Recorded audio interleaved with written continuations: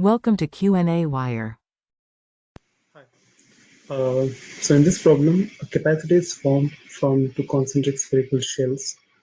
So we have two concentric spherical shells. So we have a spherical capacitor in this case.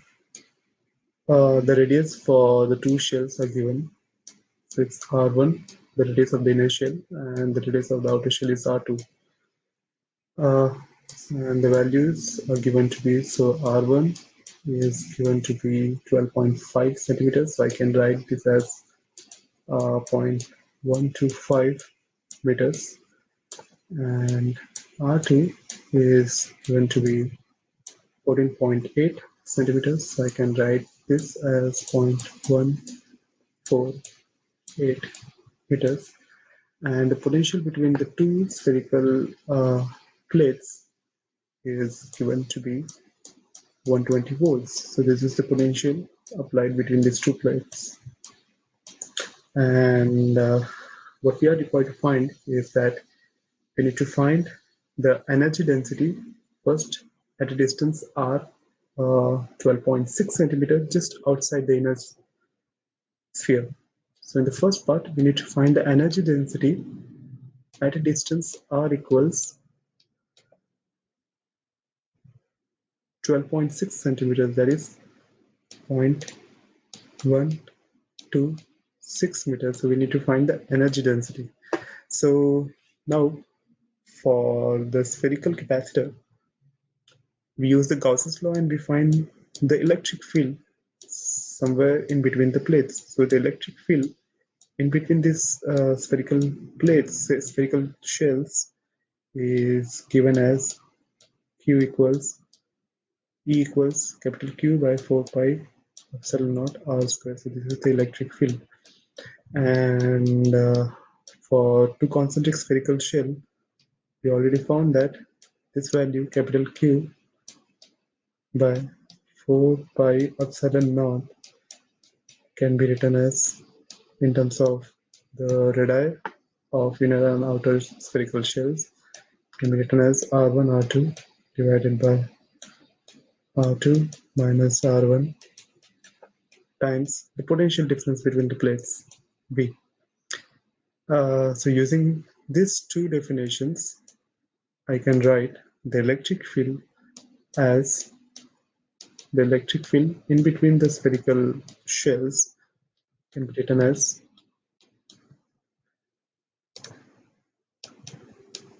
R1 R2 by R2 minus R1 times the potential divided by R square. And if you substitute the values of R1, R2 and R2, so let's do that. So it's 0.125 meters times 0.148 divided by 0.148 minus 0.125 times the potential. The potential is given to be 120 volt divided by R square. And if you calculate this, the electric field E comes out to be 96.5 divided by R square, and there is a volt meter. So this is volt meter, and I haven't written the units of R square here. So this is the electric field we have found anywhere in between the spherical shell. And why we have calculated the electric field is because we know the energy density U is given by half epsilon naught E square. So So this is the formula for the energy density, small u, half epsilon naught E squared. So that is the reason we have calculated the electric field. So let us calculate the answer for the first part of the problem, where we need to find the energy density at a distance of 0.126 meter. So at distance of small r equals 0.126 meters, if I substitute in the values of the energy density, so energy density is half epsilon naught E square, and if I try to substitute the values, then I have half. We already know the value of the epsilon naught, and the value of the E we have calculated 96.5 by r square times 96. It is 96.5 by r square. So r here is 0.126 square. And if you calculate this value comes out to be 1.64 times 10 raised to negative 4. So since this is energy density, so units are joules per meter cube.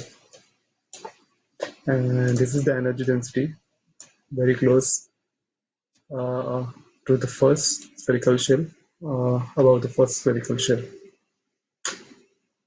Now let's calculate. So this was the first part of the problem, not part B, which is A. Now calculate the answer for the second part of the problem, where we need to find the energy density at distance of 0.147 meters. That is very close to the outer shell. So energy density in this case equals half epsilon naught E square. So this is the square of this. This is E square because E is 96.5 divided by R square. And if we calculate this, so it becomes half epsilon naught times E. E is 96.5 divided by R. Small r here is 0.147 square and E square whole square. And if you calculate this value, so this value comes up to be